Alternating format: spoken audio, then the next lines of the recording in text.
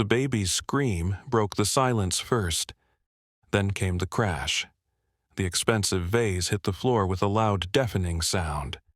Amara Washington's world shatters with it. The other cleaners scatter like roaches when the lights flip on, but she can't move, can't breathe, because those footsteps echoing down the hallway belong to him. The man whose floor no one disturbs, the man whose name is whispered like a curse, and he's coming. Hey lovelies, welcome to the channel. Please like and subscribe. Amara's hands won't stop shaking as she stares at the wreckage scattered across the 42nd floor hallway. 18 months in Seoul. 18 months of keeping her head down, of being invisible. And now this. The decorative vase, some priceless ceramic thing that probably cost more than she'd make in 5 years, lies in pieces at her feet. And her daughter Zuri is still wailing against her back, little body writhing in the carrier. "You stupid girl." Mrs. Kim's voice cuts through the chaos, sharp and panicked. The supervisor's face has gone the color of old paper, her eyes wide with something that looks like genuine terror. "Do you know whose floor this is?" The words come out in broken English, each syllable dripping with disbelief. "Do you know who lives here?" Amara knows. Everyone knows. The 42nd floor of Seoul's most exclusive building belongs to Kang Min-jun, and that's all anyone will say about him. The security guards won't meet your eyes if you mention his name. The other cleaners cross themselves when they walk past his door. Even Mrs. Kim, who yells at everyone about everything, goes quiet when discussing the cleaning schedule for this floor. And Amara just destroyed something that belonged to him. The elevator dings, and Mrs. Kim's face drains of what little color remained. She backs away from Amara like she's contagious, like whatever's about to happen might spread. If he comes out, her voice drops to a terrified whisper, "You're finished. We all are." But it's too late for warnings. The elevator doors slide open with a soft hydraulic hiss, and Amara hears them. Heavy footsteps, measured, unhurried. The kind of walk that belongs to someone who has never had to rush because the world waits for them. Each footfall against the marble sounds like a countdown, and Amara clutches Zuri tighter, her heart slamming against her ribs so hard she thinks it might crack them. This is it. She's going to lose everything. Her job, her visa, her life in Seoul. They'll deport her back to Atlanta with nothing, and her mother will give her that look. The one that says, "I told you so," without saying a word. The one that says, "You can't make it on your own, you never could." The footsteps are getting closer, and Amara can't even make herself look up because if she sees him, if she meets his eyes, it becomes real. The footsteps stop. The silence that follows is somehow worse than the crash, worse than Zuri's crying, worse than anything Amara has ever experienced. It's the kind of silence that presses against your eardrums, that makes you aware of your own breathing, your own heartbeat, your own existence in a way that feels like a mistake. She forces herself to look up, and there he is. Kang Min-jun stands 6 feet away, close enough that she can see the individual threads in his black shirt, far enough that she'd never make it to the elevator if she ran. He's younger than the whispers suggested, maybe early 30s, with features so sharp they could cut glass. Everything about him is black. Black slacks that probably cost more than her monthly rent, black shirt with the sleeves rolled up to reveal forearms covered in intricate tattoos that writhe like living things in the hallway light. But it's his eyes that freeze her in place. Dark, bottomless, the kind of eyes that have seen things that would break normal people. He doesn't yell, doesn't curse, doesn't even look particularly angry. He simply studies the shattered vase with the detached interest of someone examining a mildly curious insect, head tilted slightly to one side. Then his gaze lifts to Amara, and the weight of it nearly drives her to her knees. It's not hatred in those eyes. It's something colder, more clinical, like he's calculating exactly how much trouble she's worth. "Who are you?" His English is perfect, almost accentless, which somehow makes everything worse. His voice is quiet, controlled. The kind of quiet that comes before violence, the kind that makes you wish he would just scream instead. Mrs. Kim practically throws herself at the floor, bowing so deeply her forehead nearly touches the marble. "Sir, please, she is new. She doesn't understand the rules. She doesn't know. I asked her." He doesn't raise his voice, doesn't even look at Mrs. Kim. He doesn't need to. The supervisor's mouth snaps shut immediately, and she stays bent at that painful angle, trembling. Amara's mouth has gone completely dry, tongue sticking to the roof of her mouth like sandpaper. I'm Amara, the cleaner, sir." The word tastes wrong, feels wrong.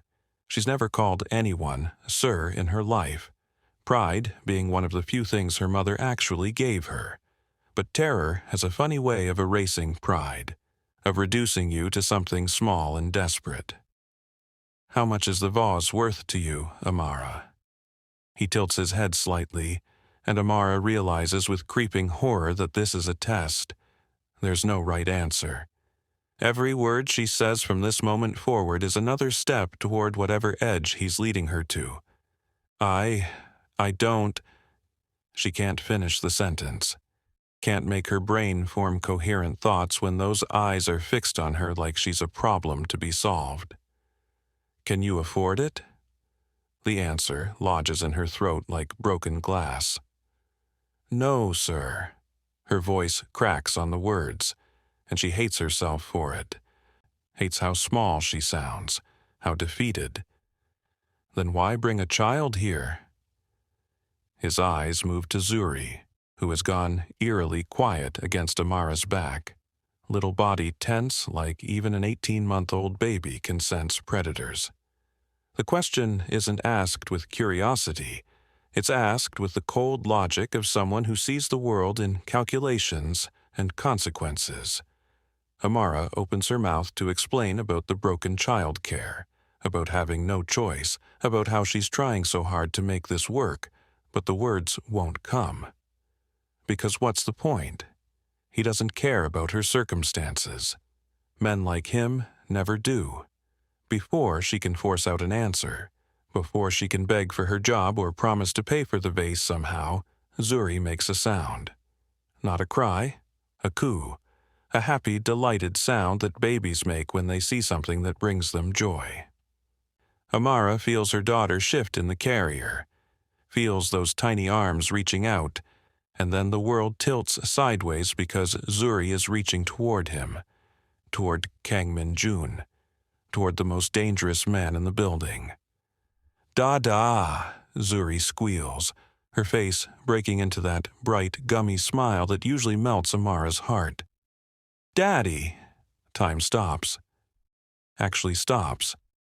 Amara can hear her own heartbeat in her ears, can feel the blood draining from her face, can sense Mrs. Kim's sharp intake of breath somewhere behind her. The other cleaners, scattered down the hallway like frightened birds, have frozen into living statues. Nobody moves, nobody breathes. "No, no, baby, no!" Amara reaches back frantically, trying to keep Zuri from reaching toward him, words tumbling out in a panic-stricken flood. "I'm so sorry, sir." She's just a baby. She doesn't know what she's saying. "I'm so sorry, please, Her fingers fumble with the carrier straps, shaking so badly she can barely work the clips. She manages to unhook it and pulls Zuri into her arms, holding her daughter against her chest like a shield, stumbling backward until her shoulders hit the wall. "I'm sorry, I'm so sorry." She calls everyone that. She doesn't understand. She doesn't. Please don't. But Zuri starts crying immediately. Not the angry cry, or the hungry cry, or even the tired cry. The heartbroken cry, the one that tears Amara's soul in half every time she hears it. Fat tears roll down her daughter's brown cheeks, and her little arms stay outstretched toward Kang Min-jun, fingers grasping at air. "Dada, Daddy," she wails, struggling against Amara's grip with surprising strength. Little body twisting and writhing. Amara is shaking so hard she can barely hold on. I'm so sorry, sir, please." She's stuttering, stammering, her words breaking apart like the vase on the floor. "I didn't mean..." She doesn't understand. I'll leave right now. "Daddy!"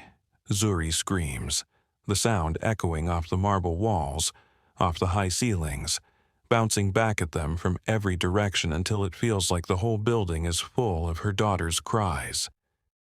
And then Amara sees it happen. Something shifts in Kang Min-jun's face.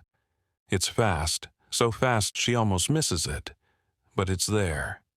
Not anger, not disgust, something else entirely. Something raw and unguarded and almost human flashes across his features for just a second before his mask slams back into place. His jaw tightens. His eyes go distant. And then his hand moves before Amara can process what's happening. "Give her to me." The words are quiet, too quiet, like he's barely holding something back. Amara's brain short-circuits. What? The child. His eyes haven't left Zuri's face. "Give her to me." It's not a request. It's not even a command. It's a statement of fact, like he's informing her of something that's already happened, already been decided by forces beyond her control. Every cell in Amara's body screams at her to run. Maternal instinct floods her system with enough adrenaline to lift a car, to fight off a bear, to do whatever it takes to protect her baby. But there's nowhere to run. The elevator is behind him, and the emergency stairs are too far, and Zuri is still crying, still reaching, and the way he's looking at her daughter, the way his eyes have softened just slightly at the corners, the way his shoulders have dropped half an inch. With trembling hands that don't feel like they belong to her anymore, Amara extends Zuri toward him. It's the hardest thing she's ever done. Every instinct she has is screaming in protest, and she's already mentally calculating how fast she can grab Zuri back if this goes wrong. If he hurts her, if...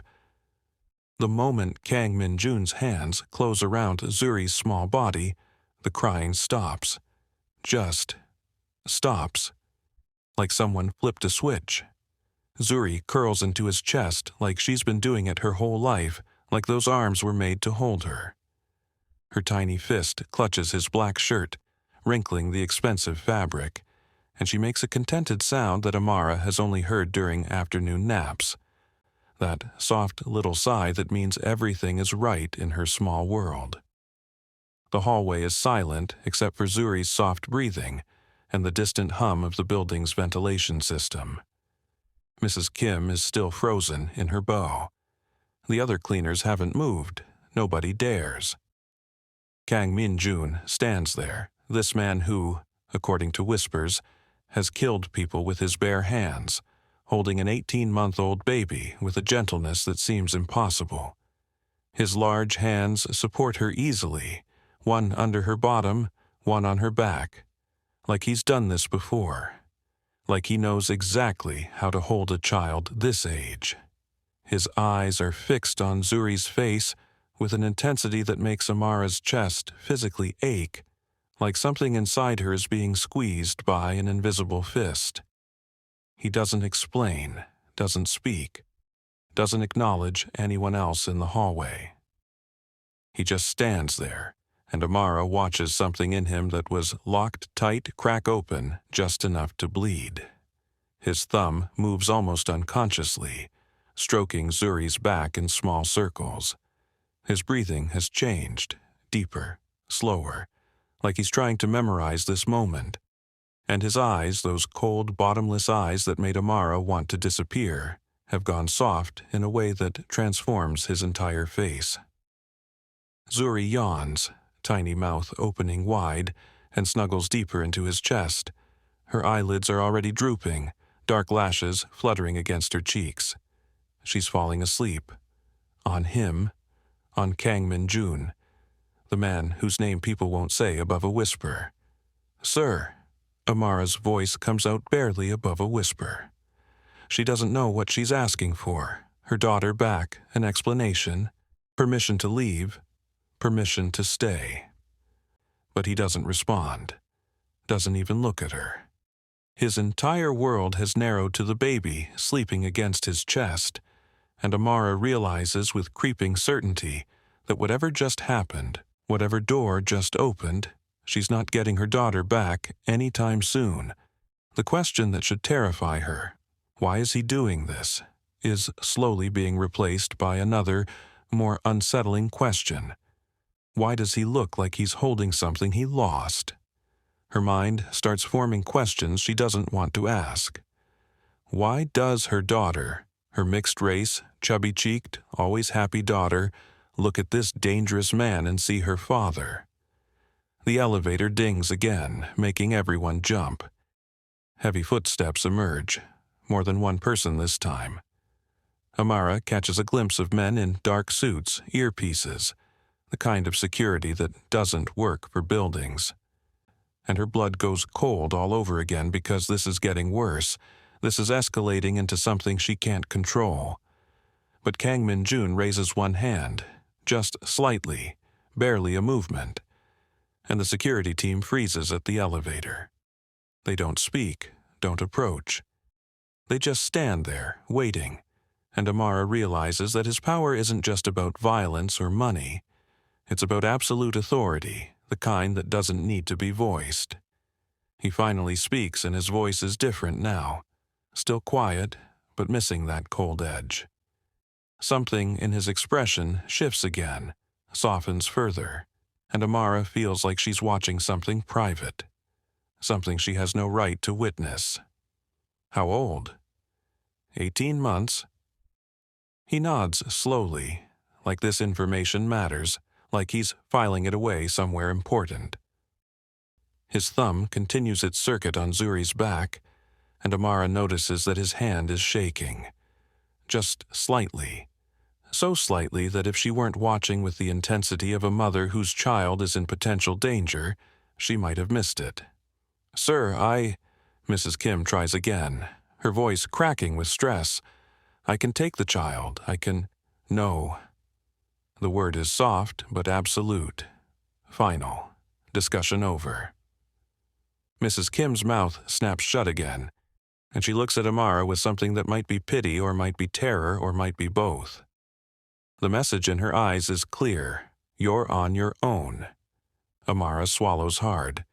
"Sir, I have to finish my shift, and Zuri needs her afternoon bottle soon, and You're done for today." He finally looks at her, and his eyes are different now. Still intense, still powerful, but missing that predatory calculation. "Come with me." The words aren't a request, they're a command, and Kang Min-jun is already walking toward his penthouse door with Zuri still curled against his chest, like she belongs there. Amara's heart stops. "Sir!"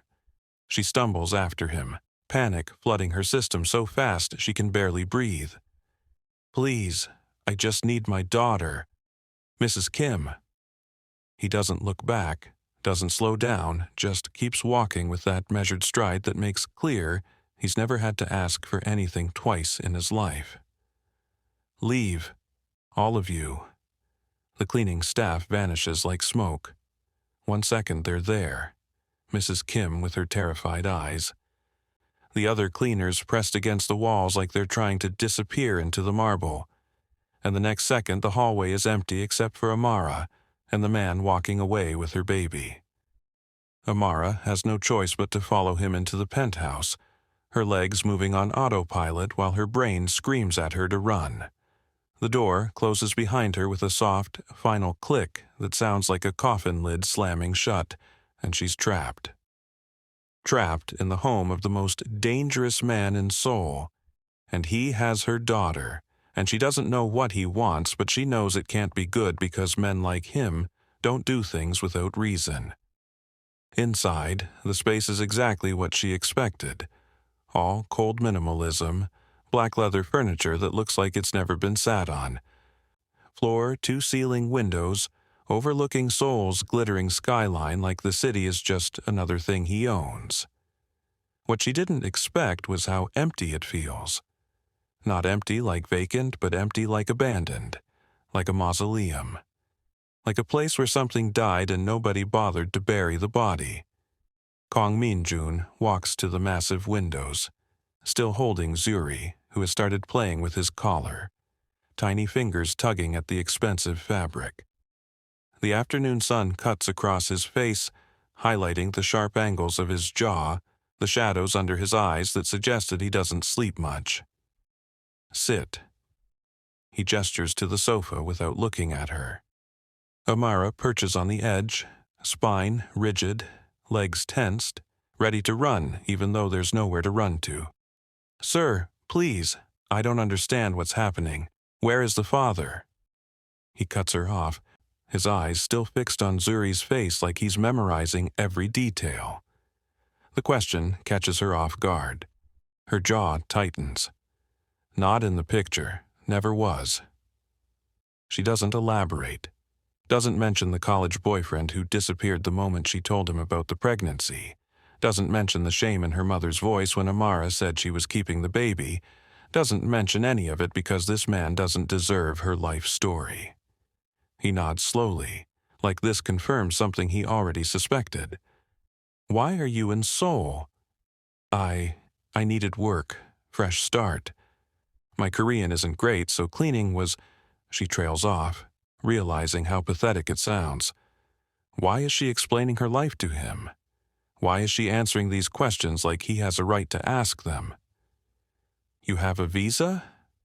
His tone shifts slightly, still quiet. But now there's an edge of something that might be concern or might be calculation. "Yes, working visa. Everything's legal, I swear." The words tumble out in a rush, because the last thing she needs is immigration problems on top of everything else. "How much do they pay you?" He finally turns to look at her, Zuri dozing against his shoulder now, and the weight of his gaze makes Amara want to sink into the expensive leather and disappear. What? How much do they pay you to clean this building?" He repeats the question like it's the simplest thing in the world, like he's asking about the weather instead of dissecting her entire financial situation. Amara tells him the amount, her voice barely above a whisper. His expression doesn't change. But something cold and furious flashes in his eyes, there and gone so fast she almost misses it. That's below minimum wage. It's not a question. It's a statement of fact, and the quiet rage underneath it makes Amara's skin prickle with something that isn't quite fear. "I know, but I need... Where do you live?" He cuts her off again, and Amara is starting to understand that this is how he operates. Quick, efficient, extracting information like he's conducting an interrogation. Goshiwon, near Gangnam Station. She doesn't mention that it's barely bigger than a closet, that she and Zuri share a single mat on the floor, that the walls are so thin she can hear her neighbors breathing at night. She doesn't mention that she cries sometimes when Zuri is asleep, wondering what the hell she's doing, how she ended up here, whether she made a mistake coming to Seoul at all. He's quiet for a long moment watching Zuri sleep, his thumb moving in small circles on her back in a gesture so unconsciously tender it makes Amara's chest ache. When he speaks again, his voice is softer than she's heard it, softer than she thought possible from a man whose reputation is built on violence. "What's her name?" "Zuri. It means beautiful in Swahili." The words come out gentler than she intended, because talking about her daughter always makes her soft, always reminds her why she keeps going even when everything feels impossible. "Zuri." He repeats it, testing the syllables and something in the way he says it. with careful pronunciation, with respect, with something that almost sounds like reverence. Makes Amara's eyes burn with unexpected tears. She blinks them back hard, refusing to cry in front of this man, refusing to show weakness. He looks at Amara then, really looks at her for the first time since she walked into his apartment, and his eyes aren't empty anymore. They're full of something complicated and painful, something that looks like grief wrapped around a core of determination. And then he asks a question that changes everything. "Do you believe in fate, Amara?" The question hangs in the air between them like a test, like a bridge that will either hold or collapse under the weight of whatever comes next. Amara doesn't know how to answer, because she stopped believing in fate the moment she realized she was pregnant and alone, the moment she understood that the universe doesn't care about fairness or justice or happy endings. But before she can answer, he continues, and his next words reshape her entire world. "I need someone I can trust in my home." Kang Min-jun says it like he's discussing the weather, like he's not offering to completely transform her life. Amara blinks, her brain struggling to process. What? A housekeeper, live-in, private quarters, separate from the main floor, full benefits, salary, triple what you're making now. He lists the terms with clinical precision, but his eyes never leave her face, watching for her reaction, calculating her response before she even gives it. I don't understand. Why would you... Her mind is racing, trying to find the trap, trying to understand what he really wants because men like him don't do favors, don't offer help without expecting something in return. You need work. I need someone who isn't connected to my organization. Someone who has something to lose. His eyes move to Zuri, and the meaning in that look is clear as glass. Someone with a reason to be trustworthy. This is because she called you Daddy, right? Amara starts, but he cuts her off with a sharp shake of his head. This is because you're clearly overqualified to be scrubbing floors for criminals who underpay you. His voice hardens, taking on an edge that reminds her exactly who she's talking to. The building management is connected to a rival group. You didn't know that, did you? Amara's blood runs cold. No. The word comes out strangled because she didn't know, had no idea she was caught in the middle of something dangerous, that she was working for people who might use her as leverage or worse. You would have been used eventually. Leverage, message delivery, or worse. He adjusts his hold on Zuri, who stirs but doesn't wake, and the protective way he shifts her higher against his shoulder makes something in Amara's chest twist painfully. This is a better option. You don't even know me. It's a weak protest, and they both know it, but Amara says it anyway because she needs to understand, needs to make sense of why this is happening. I know enough. You're alone in a foreign country, raising a child, doing whatever it takes to survive. You're not stupid. You learned enough Korean to get by. You're desperate, but not reckless, or you wouldn't have lasted this long. He pauses, and when he speaks again, his voice drops to something almost gentle. And your daughter trusts me. That last part lands like a stone in her chest, heavy and undeniable. Because Zuri does trust him. Trusted him immediately and completely in a way that should be impossible, and Amara has learned over 18 months of motherhood to trust her daughter's instincts. I can't just move into a Mafia boss's apartment. The words sound ridiculous even as she says them, like dialogue from a bad movie, but it's the truth and she needs to say it out loud. You can't afford not to. He says it simply, stating a fact, not being cruel, but not softening the reality either. Unless you have other prospects I'm unaware of. Amara looks at Zuri, sleeping peacefully against this dangerous man's shoulder, and feels the weight of every impossible choice she's made since the moment she saw those 2 pink lines on the pregnancy test 3 years ago. Every decision that led her here, to this moment, to this apartment, to this man who is offering her a lifeline but might also be offering her a noose. What would I have to do? Her voice is steadier than she feels, but she needs to know, needs to understand exactly what she's agreeing to before she makes a decision that will change everything. Clean, cook occasionally, maintain privacy about what you see and hear. Don't ask questions about my business. He moves toward her, and she forces herself not to flinch, forces herself to hold her ground, even though every instinct is screaming at her to run.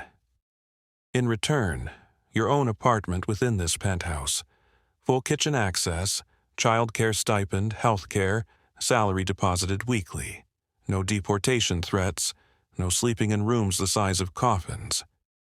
He extends Zuri toward her, and Amara takes her daughter back. Feeling the familiar weight settle against her chest, feeling Zuri's heartbeat against her own. Her baby is warm and soft and safe, and that's all that matters. That's all that's ever mattered. You have until tomorrow morning to decide, Kang Min-jun says, already moving toward the door to show her out, the conversation clearly over in his mind. Mrs. Kim will have my contact information. And if I say no, Amara needs to know, needs to understand if she's really being given a choice or if this is just an illusion of choice. Then you leave, and we never speak again. The vase is forgotten. He opens the door, and the hallway beyond looks impossibly bright after the dim elegance of his apartment. But we both know you won't say no, Amara. You can't afford to.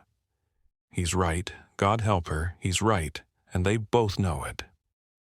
She can't afford to say no.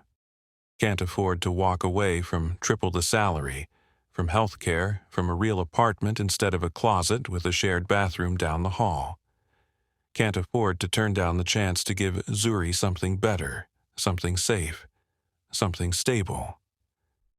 As Amara rides the elevator back down, Zuri wakes up and immediately starts fussing, little body twisting in her arms, reaching back toward the 42nd floor with grasping hands. "Daddy," she whimpers, and the word hits Amara like a physical blow. She closes her eyes and tries not to think about the expression she saw on Kang Min-jun's face when he held her daughter, like he was holding something precious that had been ripped from his hands long ago. Tries not to wonder what he lost, tries not to care, but she does care, already cares more than she should. And that terrifies her more than anything else. 3 weeks later, living with Kang Min-jun is nothing like Amara expected. She thought it would be tense, awkward, dangerous, thought she'd be walking on eggshells, constantly afraid of making a mistake, constantly aware that one wrong move could get her fired or worse. But it's not like that at all. He's almost never home during the day. When he is, he's terrifyingly controlled. Quiet footsteps that she only hears because she's listening for them. Soft-spoken commands that are never repeated. Everything meticulously organized in a way that speaks of military discipline or obsessive control.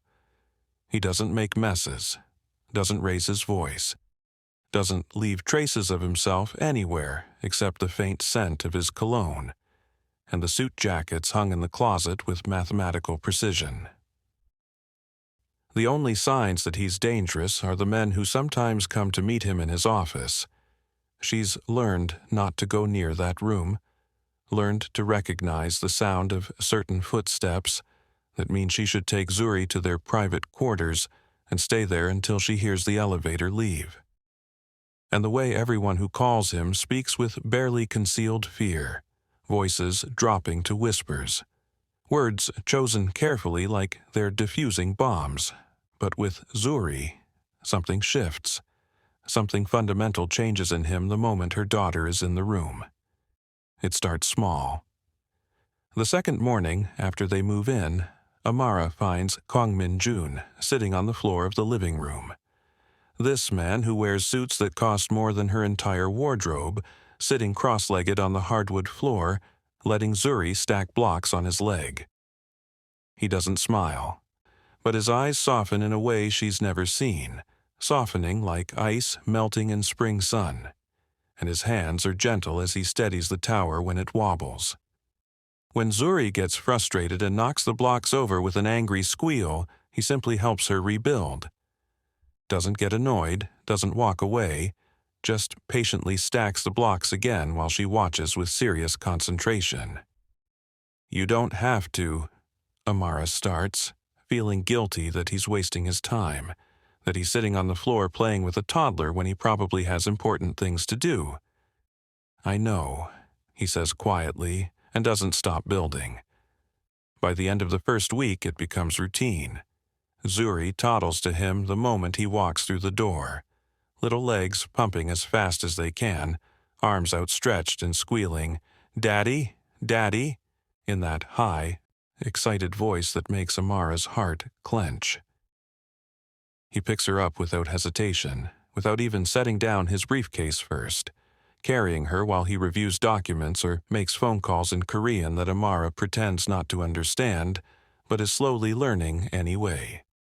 Sometimes she catches him watching Zuri sleep in her playpen, standing in the doorway with his expression unreadable, but his hands clenched into fists at his sides, like he's physically restraining himself from something, like he's fighting a battle that nobody else can see. One night, 3 weeks in, Amara works up the courage to ask. She's been holding the question since the day they moved in, holding it like a burning coal in her mouth, afraid of what the answer might be but unable to stay silent any longer. She finds him on the balcony after Zuri's bedtime, smoking a cigarette, a habit she's noticed he only indulges in late at night, when he thinks nobody's watching. The city spreads out below them like a circuit board, millions of lights glittering in the darkness, and he looks small against it somehow, despite his power, despite everything he controls. "Can I ask you something?" she says quietly, stepping out into the cool night air. He doesn't turn around. "You can ask." It's not permission to get an answer, just permission to ask, and they both understand the distinction. "Why did you really offer me this job?"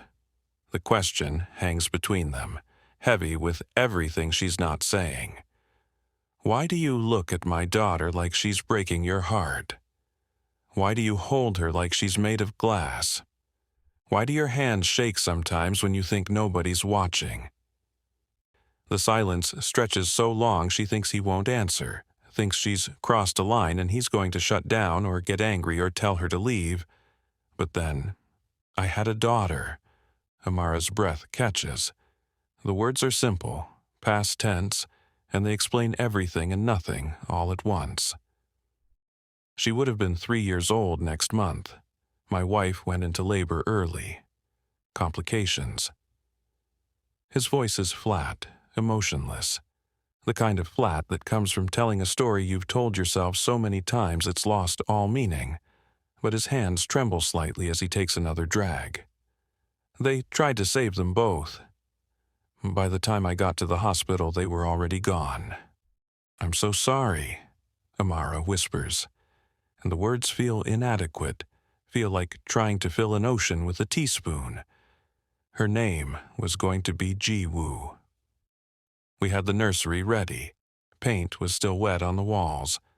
I was supposed to be there, but I was... He stops, jaw tight enough that Amara can see the muscle jumping. "I was handling business. Thought I had time. That's not your fault." She steps closer, driven by instinct, by the need to comfort even though she knows it won't help. "Isn't it?" He finally looks at her, and the grief in his eyes is devastating, raw and bleeding like a fresh wound, even though it's been years. "I built an empire on violence, made enemies who would have used them as leverage. Maybe it's better they never..." His voice cracks, just barely. just enough to reveal the man underneath the monster. Maybe they're safe or gone. Amara steps closer without thinking. Close enough that she can smell the cigarette smoke and his cologne and something underneath that's just him. Don't say that. Don't ever say that. Why? The word is sharp, defensive, angry. You don't know what I've done, what I am. I know you rebuilt my daughter's block tower 6 times this morning without complaint. I know you bought the organic baby food, even though I said the regular kind was fine. I know you stood outside her door for 10 minutes last week when she was crying from a nightmare, like you wanted to help but didn't think you had the right. Her voice shakes, but she doesn't stop. Can't stop now that she's started. I know that whatever you were, whoever you've hurt, Zuri sees something good in you, and babies don't lie. Kang Min-jun stares at her for a long moment, his eyes searching her face like he's trying to understand how she can say these things, how she can see anything in him worth defending. Then he looks away, his voice rough. She looks like her, my Jiwoo, same eyes, same smile. He swallows hard, Adam's apple bobbing. When Zuri called me Daddy, for a moment I forgot. I just forgot they were gone. Amara feels tears slip down her cheeks, hot against her skin in the cool night air. I'm sorry she made you remember. Don't be. He stubs out his cigarette with more force than necessary. Remembering hurts, but forgetting is worse. He walks past her back into the penthouse, and Amara stands there on the balcony, understanding for the first time that she's not just living with a monster. She's living with a man whose heart was murdered, and who's been trying to bury the body ever since. And somehow, impossibly, her daughter is teaching him how to dig it back up. 5 weeks later, Amara wakes to the sound of breaking glass, and for a split second she thinks she's back in that hallway, back on the 42nd floor with the vase shattering at her feet and her whole world about to collapse. But this is different. This is worse. It's 2 a.m. and the darkness in her room feels thick, suffocating, wrong. Zuri is crying, not her normal cry, not the tired, fussy sound she makes when she wants attention, but a scared cry that shoots pure adrenaline straight into Amara's veins. And there are voices in the penthouse. Too many voices, speaking rapid Korean laced with threats she doesn't need to understand to recognize as dangerous. She's out of bed before her brain fully processes what's happening, running on pure maternal instinct. She grabs Zuri from the crib, pulling her daughter against her chest, feeling that small warm body trembling with fear. Her hands are shaking so badly she can barely hold her phone, but she manages to pull it from the nightstand, manages to dial the number Kang Min-jun made her memorize on her first day. If anything ever happens, call this number first. Not the police, never the police. The line connects on the first ring. Amara? His voice is sharp, alert, completely awake despite the hour, and she can hear the sound of movement, of him already moving before he even knows what's wrong. There are men in the apartment. She whispers it, voice shaking, trying to keep quiet even though her whole body is screaming to run, to hide, to protect her baby. I don't know how they got in. Stay where you are. I'm 5 minutes away. The sound of a car engine roaring to life comes through the phone, aggressive and fast. Don't come out, no matter what you hear. The line goes dead, and Amara is alone with the darkness and the voices and the terrible understanding that 5 minutes might as well be forever. Zuri whimpers against her chest, and Amara backs into the closet, pulling the door almost shut but leaving it cracked just enough to see. She clamps a hand over her daughter's mouth, hating herself for it, but knowing they need to stay silent, knowing that one sound could get them found, could get them killed. Zuri's eyes are wide and terrified in the darkness, and Amara can feel her little heart racing against her own. She hears footsteps, heavy boots on hardwood, moving through the penthouse with purpose. The door to their private quarters slams open so hard it hits the wall, and Amara flinches, pressing herself further back into the corner of the closet, making herself as small as possible. "Find them." Someone barks in Korean, voice rough and angry. "The woman and the baby. Lee wants them alive." Amara's blood turns to ice. This isn't random. This isn't a robbery or a mistake. They came for her, for Zuri. They know who they're looking for, and whoever Lee is, he wants them for a reason that can't possibly be good. The footsteps get closer. She can hear them searching, hear drawers being yanked open, hear furniture being shoved aside. Closer, closer. And then the closet door flies open, and a man with a scarred face and cold eyes grins down at her like he's just won a prize. "There you are." His English is broken, but clear enough, and his smile is the worst thing Amara has ever seen. He reaches for Zuri, thick fingers extending toward her daughter's arm. And then the penthouse explodes with gunfire. Amara doesn't see what happens next, can't see past the scarred man's body blocking the doorway, but she hears it. She hears everything, screaming, men screaming, the kind of screaming that comes from pain and terror and the sudden understanding that you're about to die, bodies hitting the floor with heavy thuds, the wet, terrible sounds of violence that will live in her nightmares forever. And then Kang Min-jun's voice, speaking Korean so cold and deadly, it barely sounds human, barely sounds like a voice at all. "You touched what's mine." The sound that follows will haunt Amara for the rest of her life. It's not gunfire. Gunfire she could almost handle, could almost rationalize as quick and clean. This is worse. This is the sound of bones breaking, of flesh tearing, of a man being systematically destroyed by someone who knows exactly how to make it last, how to make it hurt. The scarred man in front of her closet turns, reaching for his gun, but he never makes it. Amara sees the spray of blood before she processes what happened, sees him drop, and then there's nothing blocking her view anymore. The penthouse looks like a war zone. Bodies everywhere. Blood on the walls, on the floor, on the windows that overlook Seoul's glittering lights. And in the center of it all stands Kang Min-jun, covered in blood that isn't his own, breathing hard, eyes empty of everything except violence. When silence finally falls, heavy, terrible silence that presses against Amara's eardrums like physical weight, Kang Min-jun appears in the doorway of the closet. He's covered in blood, splattered across his face, his hands, his chest. His knuckles are split and bleeding. There's a cut above his eyebrow that's dripping into his eye.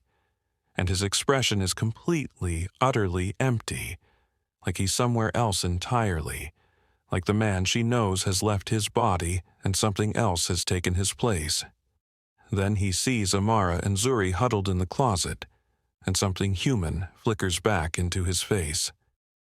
Something breaks through the emptiness, cracks through the violence, and suddenly he's not a monster anymore. He's just a man who's terrified of what he might have lost. "Are you hurt?" His voice is hoarse, raw, like he's been screaming, even though she never heard him make a sound. Amara shakes her head, unable to speak, unable to do anything except hold Zuri tighter and stare at the blood and try not to think about what he just did, what he's capable of, what she's living with. He kneels down slowly, carefully, like he's approaching a wounded animal, like he's afraid any sudden movement will send her running. His hands are shaking. She can see them trembling even in the darkness. And there's something in his eyes that looks like fear. Actual fear. "Give her to me." Amara should be terrified. She just heard him kill at least 4 men. Heard it in graphic, brutal detail. heard him break them apart with his bare hands. Should be running, should be grabbing Zuri and getting as far away as possible from this man, this monster, this killer.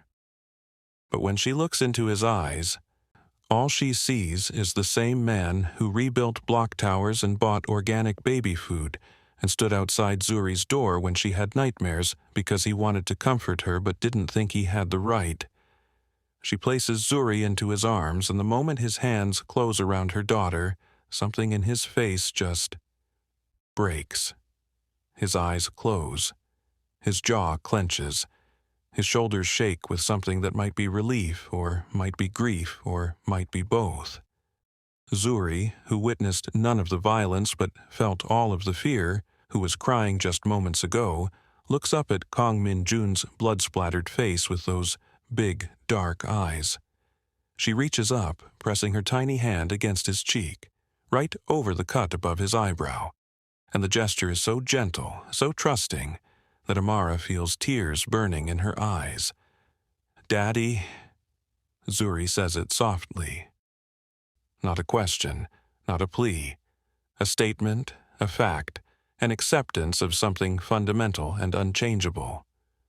Kang Min-jun closes his eyes, and for the first time since Amara has known him, tears slip down his face, cutting clean tracks through the blood. His arms tighten around Zuri, holding her like she's the only thing keeping him anchored to the world, like without her weight against his chest he might just float away into the violence and never come back. "I won't let anything happen to you." He whispers it against Zuri's hair, his voice breaking on the words, "Either of you, I swear it." And Amara, watching this man, this killer, this monster, this broken father who lost everything and is desperately trying not to lose it again, realizes something that should terrify her but doesn't. She believes him. God help her. She believes every word. 6 months later, the penthouse has changed in ways that would have seemed impossible that first day when Amara walked in holding a crying baby and facing down the most dangerous man in Seoul. There are toys in the living room now. Colorful blocks and stuffed animals and a plastic tea set that Zuri insists on using for tea parties every afternoon. Kang Min-jun pretends to trip over them sometimes, makes a show of being annoyed, but he never actually moves them, never suggests putting them away. The chaos seems to bring him some kind of peace that his previous perfect order never did. The second bedroom has been converted into a proper nursery. Not because Amara asked, but because he insisted.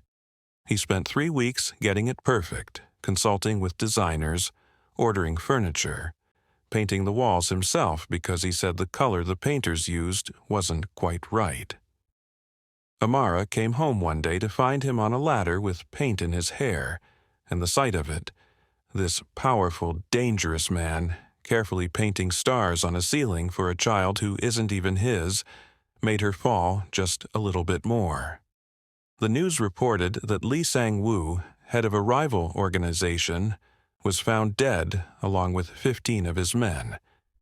The official story was gang violence, a territory dispute that got out of hand. The truth was simpler, cleaner, more final. He threatened what belonged to Kang Min-jun, and Kang Min-jun doesn't give second chances to people who threaten his family. No one has bothered them since. No one would dare. Amara watches from the kitchen as Kang Min-jun sits on the floor. He's always on the floor now. Has basically given up on furniture when Zuri is around, letting her paint his hands with washable markers. He's wearing a suit that probably costs $3,000, and he doesn't care that it's getting ruined. Doesn't care that there's purple marker on his sleeve and green on his collar. Doesn't care about anything except the little girl who's giggling as she decorates his hands like they're her personal canvas. "Daddy pretty," Zuri announces, holding up her artwork with pride, showing off the swirls and dots she's created. "Very pretty," he agrees seriously, examining his painted hands like they're a masterpiece, like she's Picasso and he's honored to be her medium. Amara's heart clenches.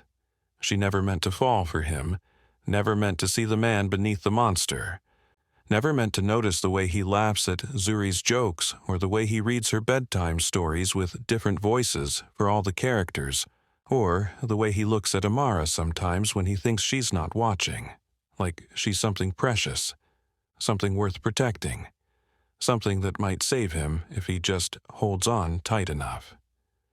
But somewhere between late-night conversations on the balcony and shared fears whispered in the darkness, and the way he looks at Zuri like she hung the moon and painted the stars, she fell hard and fast and completely, and there's no going back now.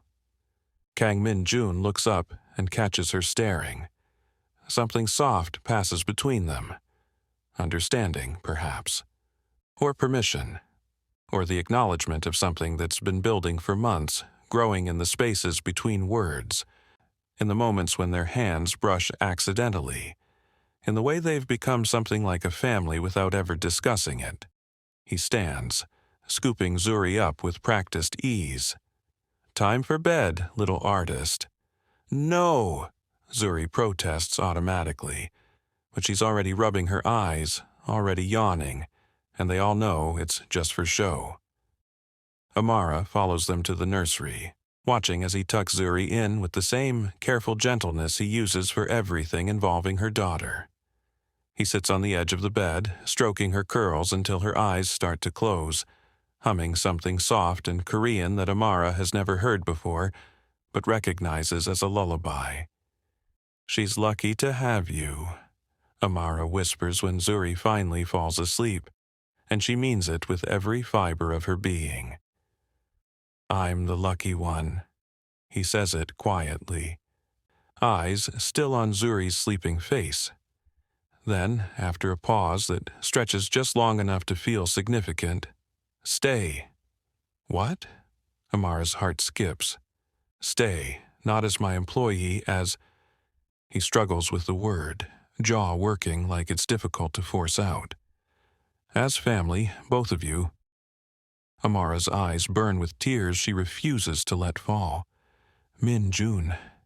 His name feels different in her mouth now, without the sir, without the distance. Just his name, just him. "You don't have to answer now. But I need you to know. You saved me. Both of you." He looks at Zuri's sleeping face, and his expression is so full of love it almost hurts to witness. "She gave me a reason to be something other than a monster. You showed me I could be." Amara takes his hand, scarred, dangerous, gentle, and holds it tight. "You were never just a monster. You just needed someone to see you." He pulls her close, and she lets him, resting her head against his chest where his heart beats steady and sure, where she can hear the proof that he's human, that he's real, that he's hers if she's brave enough to claim him. "I see you," she whispers against his shirt. "I see all of you."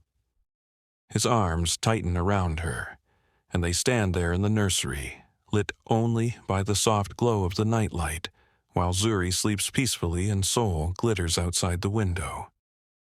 Outside, there are 1,000 dangers, rival gangs and enemies and violence that never really stops. But here, in this room, there is only peace. And a little girl who called a monster Daddy and meant it, who saw past the blood and the violence and the reputation to the broken man underneath, who loved him anyway, who taught him how to love again. Amara lifts her head, meeting his eyes in the darkness. "Yes? Yes?" he repeats, like he's afraid to hope. "Yes, we'll stay, as family." She reaches up, touching his face the same way Zuri does, gentle and accepting. "We already are family. We have been for a while." He kisses her then, soft and careful, and full of promise. And when they pull apart, they're both smiling, both crying a little, both understanding that this is what healing looks like. Messy and complicated and built on broken pieces, but real, so real. In her bed, Zuri sighs in her sleep, content and safe and loved by a man who would burn the world down to protect her. A man who was a monster until a baby called him Daddy and reminded him what it felt like to be human. Thanks so much for watching, lovelies. If this story touched your heart, please hit that like button and subscribe for more emotional tales. Drop a comment below telling me what you think happens next for Amara, Min-jun, and little Zuri. Do they get their happily ever after, or does Min-jun's past come back to haunt them? Let me know your thoughts, and I'll see you in the next one.